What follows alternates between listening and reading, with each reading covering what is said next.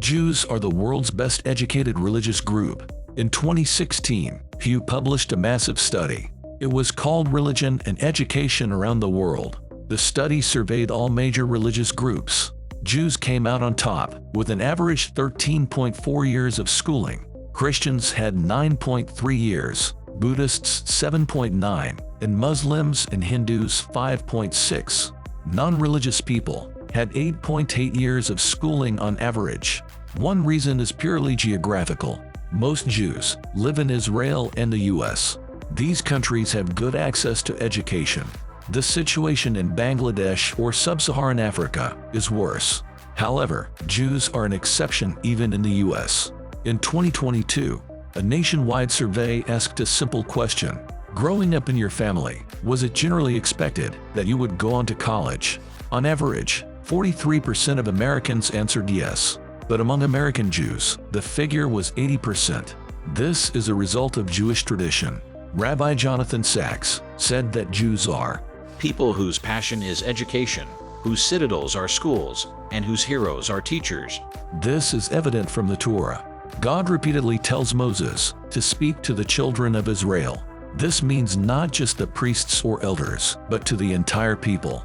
A striking example of this difference was unearthed by archaeologists. The ancient Syrian ruins of Dora include two houses of worship. Both were built in the 3rd century. One is a Mithra temple, the Mithraeum of Dura Europus. It has a carving of a Magian in his sacred dress. He keeps a sacred scroll closed in his hand.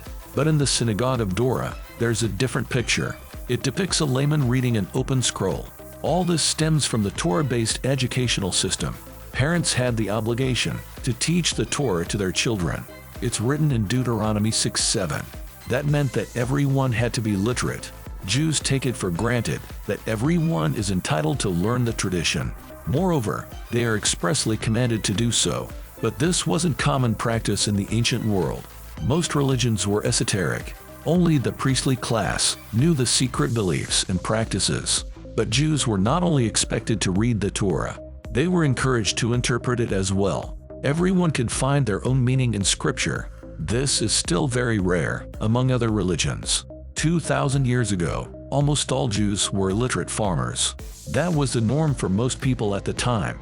Yet by the 1920s, the Jewish community had changed. Between 91 and 99% of all Jews in the world had urban skilled occupations. Most of the world's population was still farming. Literacy had a lot to do with it. Jewish children and adults learned to read for religious reasons, but it also meant that they could read anything else. Literacy was almost useless to farmers, but it was very valuable to craftsmen and merchants. They often needed to write letters, sign contracts, and keep books. Basic literacy was the first step in moving to higher studies. Literacy and education fostered mobility. Educated Jews could more easily migrate to new locations. They had more business opportunities. They could stay in touch with their relatives by writing letters. Jewish communities flourished as a result.